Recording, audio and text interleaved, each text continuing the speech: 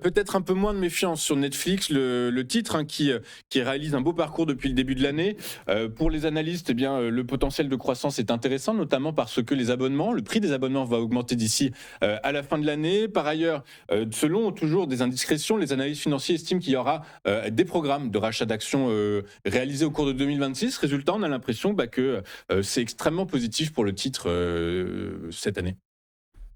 Alors, Netflix fait surtout partie pour moi des anciennes gloires de Wall Street qui, depuis maintenant plusieurs mois, parce qu'en fait, entre le mois de juillet et le mois de février, de la fin février, l'action avait perdu plus de 45, donc ce n'est pas rien, alors que les marchés étaient plutôt résilients, hormis le secteur du logiciel. Donc, une action très en baisse, on sait pourquoi, puisqu'il y avait le rachat en cours et le rachat de Paramount, si je ne dis pas de bêtises, qui a échoué, a fait que les acheteurs se sont précipités sur Netflix parce que c'était de l'ordre de 80-85 milliards, si je ne m'abuse. Donc c'était vraiment un changement de modèle économique et les investisseurs sont toujours frileux lorsqu'on a une entreprise qui a un modèle économique qui tourne bien et qu'elle décide de changer. Ben, c'est toujours en fait inquiétant et surtout lorsqu'elle s'endette. Voilà. Donc, il y a un soulagement. Ce soulagement s'est traduit par un rebond significatif de 75 $ à près de 100 $.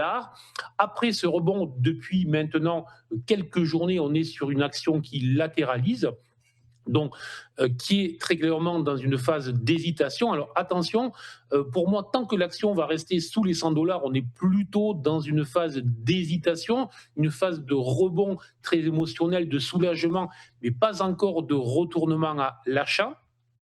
Par contre, effectivement, on peut remarquer qu'après plusieurs mois de sous-performance par rapport aux indices, par rapport au secteur, on est sur une action qui fait beaucoup mieux, bien évidemment, depuis maintenant 2, 3 semaines.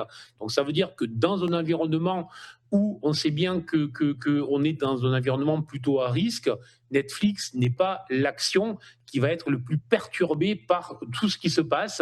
Donc plutôt positif à ce niveau-là. Et effectivement, à un horizon moyen terme, je pense que c'est une excellente occasion de se positionner sur les niveaux actuels où, en cas de repli, dans tous les cas, l'action a pour moi très largement corrigé, presque très injustement. Non, c'est en fait les investisseurs pricaient un événement négatif. Cet événement négatif ne s'est pas produit.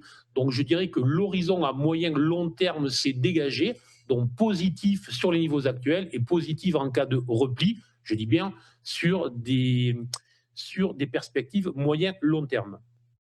Ok, eh ben écoutez, tout est dit. Merci beaucoup, Bernard, pour vos analyses, pour votre temps. Bernard Prats-Desclaux, trader pour compte propre, fondateur d'eWinvest et également auteur du livre L'investisseur stratège. Merci beaucoup, Bernard. À très bientôt. De Merci notre à vous. côté, je vous en prie, de notre côté, on va marquer une petite page de publicité. Juste après, nous ouvrirons notre page éco avec notre invité, Philippe Béchade, avec lequel on va revenir inévitablement sur la décision de la Réserve fédérale américaine, peut-être celle même du Japon. Et puis surtout, on va revenir sur le conflit en Iran et puis cette inflation record et cette inflation galopante qui se profile à l'horizon. Philippe nous donnera, lui, ses objectifs d'inflation. Vous verrez, ils sont conséquents. À tout de suite.